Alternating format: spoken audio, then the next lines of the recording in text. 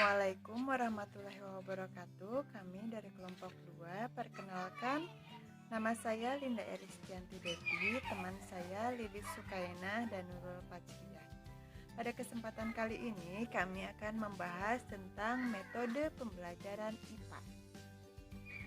Metode pembelajaran dapat diartikan sebagai cara yang digunakan untuk mengimplementasikan rencana yang sudah disusun dalam bentuk kegiatan nyata dan praktis untuk mencapai tujuan pembelajaran yang ditentukan atau a way to achieve a goal.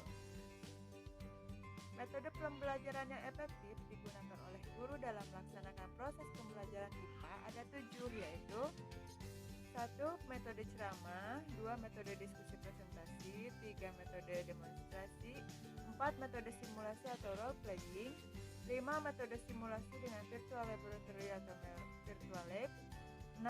Metode eksperimen, 7. Metode pembelajaran IPA yang sesuai dengan kurikulum 2013. Mari kita bahas satu persatu. Yang pertama yaitu metode ceramah. Metode ceramah merupakan metode mengajar dengan menyampaikan informasi dan pengetahuan secara lisan atau verbal kepada siswa yang pada umumnya mengikuti secara pasif. Yang kedua yaitu metode diskusi presentasi. Metode ini mengoptimalkan keterampilan peserta didik dalam mengungkapkan ide atau gagasannya di depan umum dalam bentuk komunikasi efektif.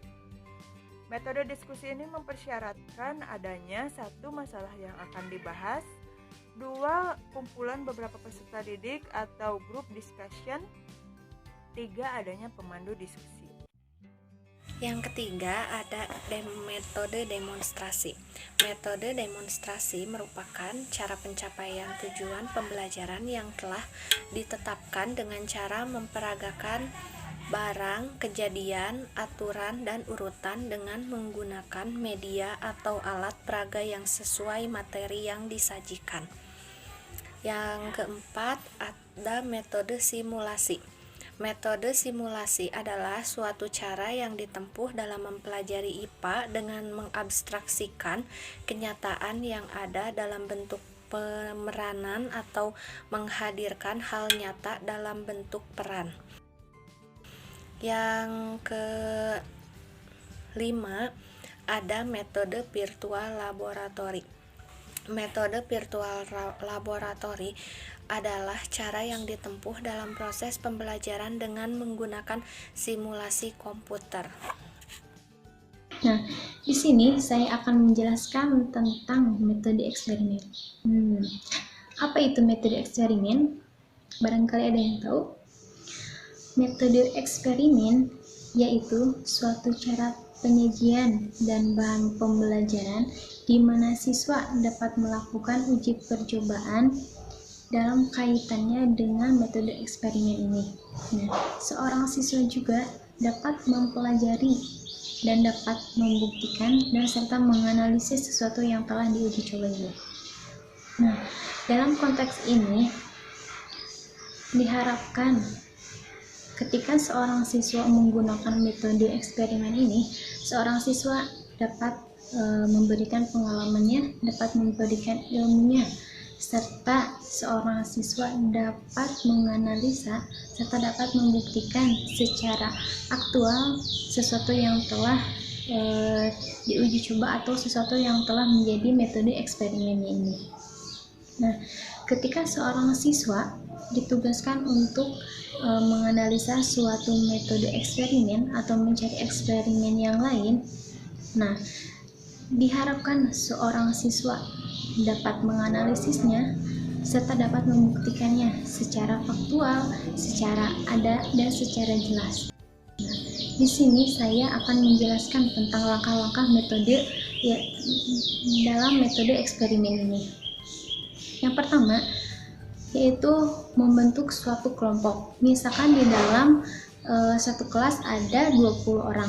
Nah, satu kelompok terdiri dari 5 orang, yaitu adanya ketua, anggota, serta sekretaris. Setelah itu, kita akan menyiapkan bahan-bahan atau benda-benda yang diperlukan ketika kita ingin melakukan uji percobaan.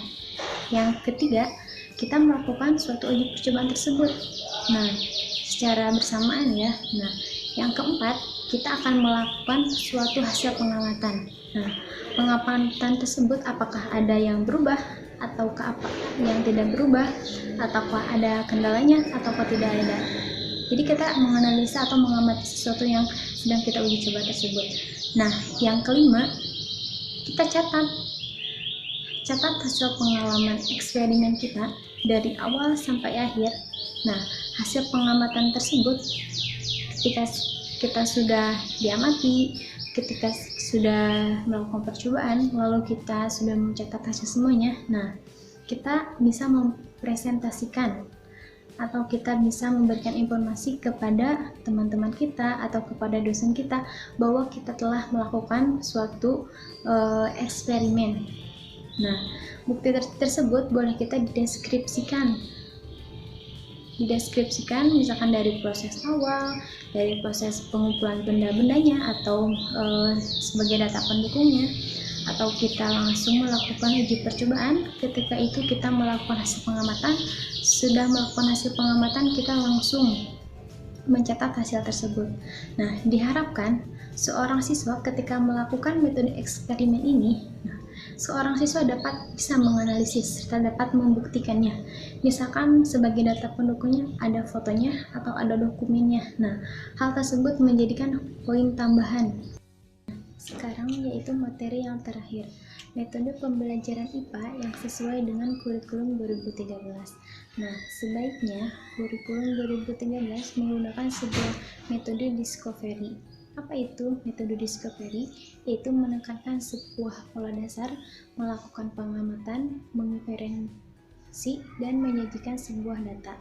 Nah, pola dasar ini dapat dirinci menggunakan beberapa pengamatan lanjutan, seperti mengumpulkan sebuah data, menganalisis data, serta menarik sebuah kesimpulan. Nah, penelitian ini juga diperlukan sebagai proses pencarian informasi sebuah data yang berkaitan dengan proses pembelajaran konsep dasar IPA yang terdapat di sekolah dasar maupun di tingkat atas sekolah dasar.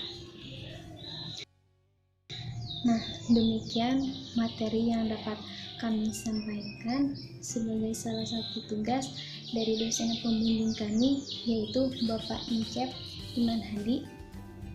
Maaf bila ada kekurangan dan salah kata dari kami. Semoga penyampaian materi ini dapat bermanfaat bagi kita semua, khususnya bagi kami sebagai mahasiswa, dan bermanfaat bagi pendengar semuanya. Mohon maaf bila ada kesalahan. Wassalamualaikum warahmatullahi wabarakatuh.